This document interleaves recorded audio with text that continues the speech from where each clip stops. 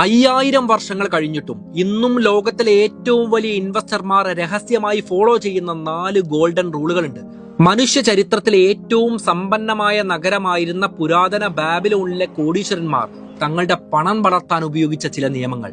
നിങ്ങളുടെ പോക്കറ്റ് ഒരിക്കലും ശൂന്യമാവാതിരിക്കാൻ ഈ വീഡിയോ ഇപ്പോൾ തന്നെ സേവ് ചെയ്യുക. കാരണം ഈ നിയമങ്ങൾ ലളിതമാണ്, അതുപോലെ ഇവ നിങ്ങളെ സമ്പന്നരാക്കിയേക്കാം. നമ്പർ 4, നിങ്ങളുടെ പോക്കറ്റിന് ആദ്യ ശമ്പളം കൊടുക്കുക.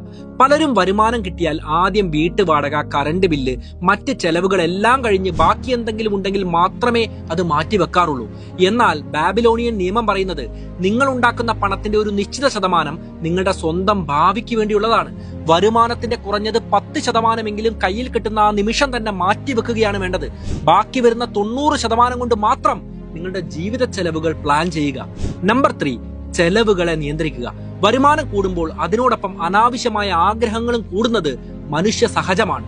പലരും വിചാരിക്കും തങ്ങളുടെ അത്യാവശ്യ ചെലവുകളാണ് ഇതെല്ലാം എന്ന്. എന്നാൽ നിങ്ങളുടെ ആഗ്രഹങ്ങളെയും അത്യാഗ്രഹങ്ങളെയും കൃത്യമായിട്ട് വേർതിരിക്കാൻ പഠിക്കുകയാണ് വേണ്ടത്. നിങ്ങളുടെ പോക്കറ്റ് ചോർത്തുന്ന അനാവശ്യമായ ആഡംബരങ്ങൾ നിയന്ത്രിച്ചിട്ടില്ല എങ്കിൽ നിങ്ങൾ എത്ര വലിയ തുക സമ്പാദിച്ചാലും കടക്കാരനായിട്ട് തന്നെ തുടരുന്നതാണ്.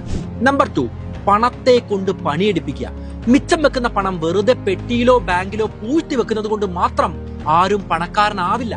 ആ പണം നിങ്ങൾക്ക് വേണ്ടി വീണ്ടും വീണ്ടും പണം ഉണ്ടാക്കുന്ന ഒരു അസറ്റായിട്ട് മാറണം. ബാബിലോണിയൻ ഭാഷയിൽ പറഞ്ഞാൽ നിങ്ങളുടെ പണത്തിന്റെ ഓരോ നാണയവും നിങ്ങൾക്ക് വേണ്ടി പണിയെടുക്കുന്ന അടിമയായിട്ട് മാറണം. അത് വീണ്ടും ലാഭം ഉണ്ടാക്കണം.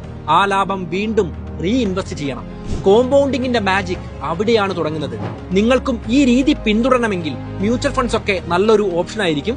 നിങ്ങൾക്ക് മ്യൂച്വൽ ഫണ്ട് നന്നായിട്ട് പഠിച്ചിട്ട് നിക്ഷേപിക്കണം എന്ന താല്പര്യമുണ്ട് എങ്കിൽ എന്റെ ബയോയിൽ ഫുൾ വീഡിയോ ലിങ്ക് കൊടുത്തിട്ടുണ്ട്, ചെക്ക് ചെയ്ത് നോക്കാവുന്നതാണ്.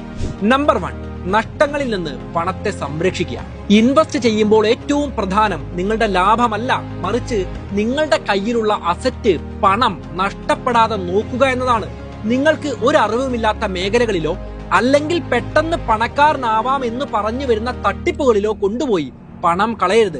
ആ ഫീൽഡിൽ കൃത്യമായ അറിവും അനുഭവവും ഉള്ള വിദഗ്ധരുടെ ഉപദേശം കേട്ടിട്ട് മാത്രം സുരക്ഷിതമായ അസറ്റുകളിൽ മാത്രം ഇൻവെസ്റ്റ് ചെയ്യുക. അതായത് ഒരു ചെറിയ ചോർച്ച വലിയ കപ്പലിനെ വരെ മുക്കിക്കളയാൻ പര്യാപ്തമാണ്. അതുകൊണ്ട് ചെറിയ അശ്രദ്ധകൾ നിങ്ങളുടെ വർഷങ്ങളുടെ സമ്പാദ്യത്തെ ഇല്ലാതാക്കി